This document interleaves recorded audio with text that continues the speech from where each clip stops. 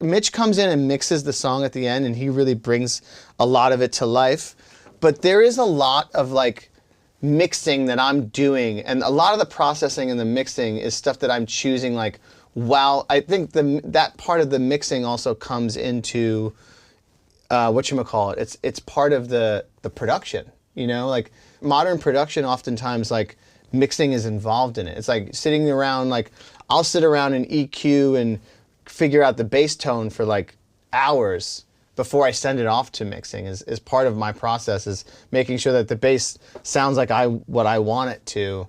You know, especially the vocal processing is all, it's already like I'm doing most of it, choosing the reverbs, how big a reverb is, how much delay is on it. That's all stuff that I'm choosing before I send it to mix, you know? And I send it off to mix to be like, can we make this sound? It's like, it's taking my pre-mix and making it sound wider. In terms of like the reverb selection and that kind of stuff is all stuff that's pre-chosen before we're going to the mixing process. The vocals, like, that's like days of work on my end, you know, just figuring out the layer and actually mixing in the vocals in terms of like where the soft ones sit compared to the low ones, and how far the lead one sits on top. Like, that's all stuff that's happening in real time. Like, that's something that even like when Chapel's in the room with me, we're sitting there going like, how do we want these vocals mixed? A lot of times you don't want to leave that up to someone else, you know, because it's like it's people always like, we'll fix it in the mix, you know, which always like scares me. It's like, oh, and like leaving it up to somebody else to choose to make sure your final product sounds good, you know? You kind of have to know what it's going to feel like before you send it off to mix. And mixing's really important to me. And there's tons of times that I send songs off to the people that mix my music, and I'm just like, whoa, like that feels so much better now, you know? And like just in terms of the space, creating the space for the song. But a lot of like the nuanced like mixing stuff of choosing like vocal, especially when it comes to vocals, like I usually have that pretty dialed in before it's getting sent off. All the processes are happening all at once. Like, so you're writing, you're producing, you're mixing.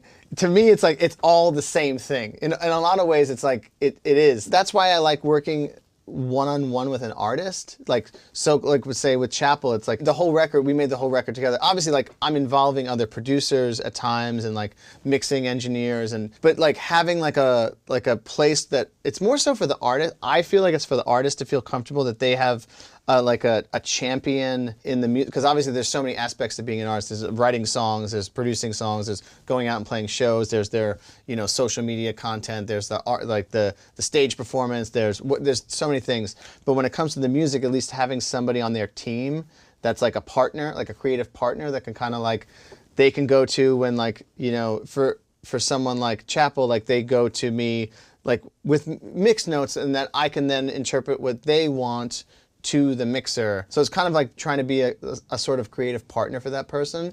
And in that sense, there is like, it's all happening at once. Like we're writing the song, we're producing it. She gets to then, which is great with artists, is that they can then hear a song in like a more mixed version that's not finished, but it's like in the process of getting finished. And then they can call me and say, hey, like, I don't like the second verse anymore. Like, I don't feel like that's telling the story that I want. Like, can we change it? Like, let's change it, you know? And then I'm like, yeah, come over. Like, let's change the second verse. Let's reproduce the sounds in the second verse, or like whatever it is. It's like, it's all happening at once, and they're kind of all melded together. Like the songwriting, the production, the mixing, like it's like a constant evolution of a song as it's going. That's definitely not like now we write the song, now we produce it, you know? Productions change.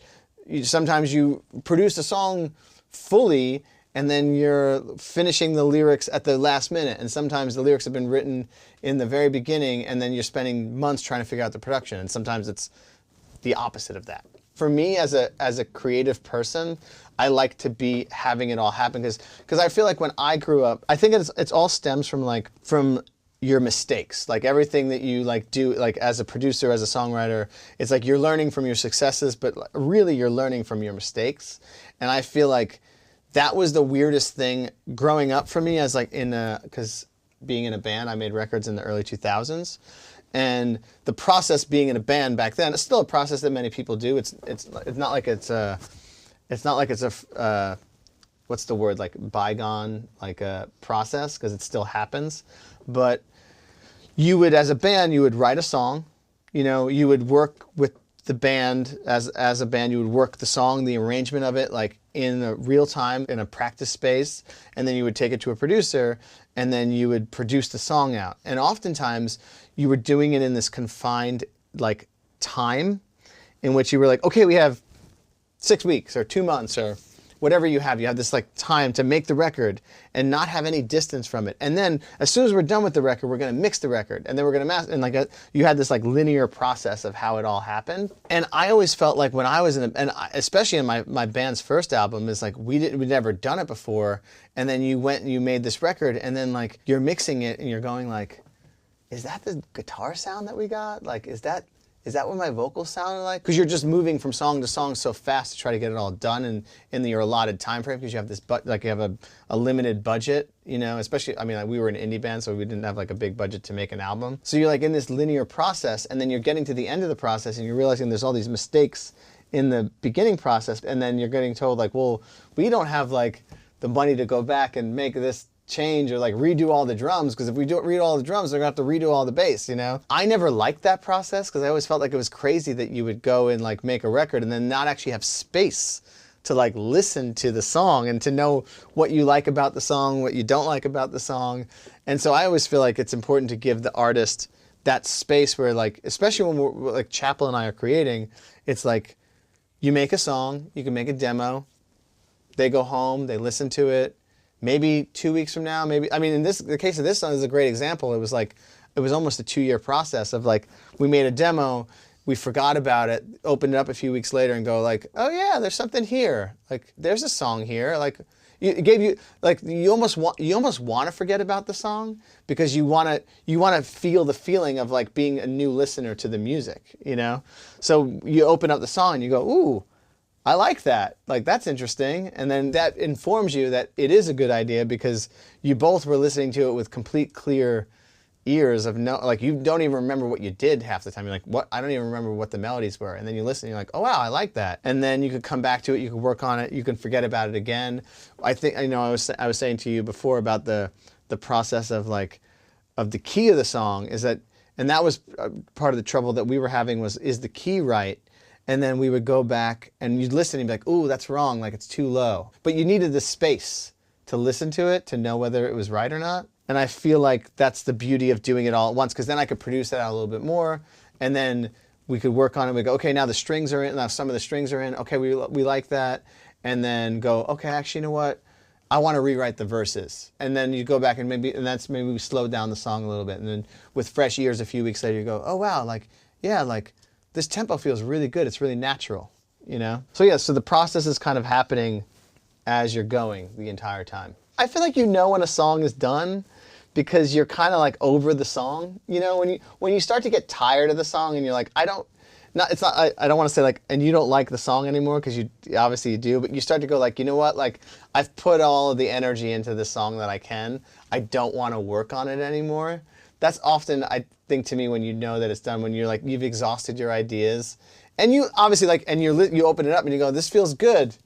I don't know what else we could do more things to it, you know, but it does feel good. That's the only parameter you have as a person making music. It's just like when you open up the song, like, and you open up the session, you listen to it, do you like listening to it? And if you like listening to it the whole way through, and it takes you on an adventure that you don't get bored halfway through, obviously the initial feeling of like, oh, this feels good, then you got to figure out like the arc in order to make it not feel like redundant or boring. If you could make it through the 3-4 minutes and you feel good about it, then like, I think you're done.